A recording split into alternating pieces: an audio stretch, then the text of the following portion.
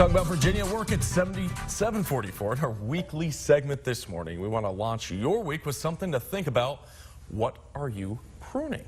If you have said yes to something that is a priority, then what have you said no to? Or in other words, what have you pruned to make that yes a possibility? Here to help us with this topic that can be a little bit challenging, Lynda McNutt Foster, the CEO of Cortex Leadership Consulting. Thanks so much for joining us. Oh, thanks for having me. Yeah. Love being here with you each Monday. Coming in right after the fireworks. Happy 4th. Yeah.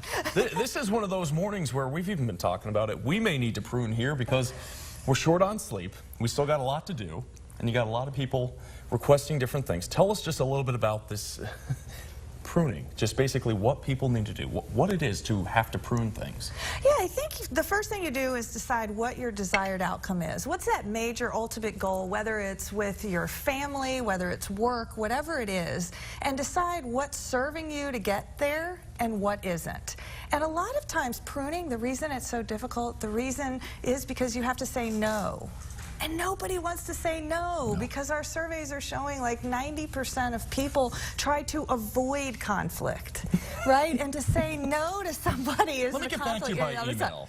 Let me get back to you by email, and then you don't even send the email. Yeah. So people are waiting, right? When it comes to your clients, what do they do? What are some of the challenges that they face? Well, what they really want, you know, it's interesting, regardless of what their position is in the company, whether they're the CEO of a large corporation or a manager, they want to be present with their kids when they get home, and they want to be healthier, and they want to be a better leader. And so with that in mind, they either need more time or they need more energy. So a lot of times you need to prune some things that are taking your energy away. So if you're eating fast food every day for lunch, that's sapping your energy. First thing to prune are simple things in your diet that aren't giving you energy. Things from your time are you doing Facebook? Like, how much time are you spending on Facebook? For a lot of people, that's hours a day without even knowing it. Let me just check. And 20 minutes, 30 minutes later, You're and that's stuck digging. Yeah. Yeah, and we're in a skills, we have to constantly be improving our skills these days to be effective, to get those promotions. You think about how many books you can read, how many courses you can take online if you just grabbed 30 minutes back of your day. It's amazing. And how much more time you could be present with your kids, with your spouse, with the people that you're serving, if you were to reduce, let's say, drama.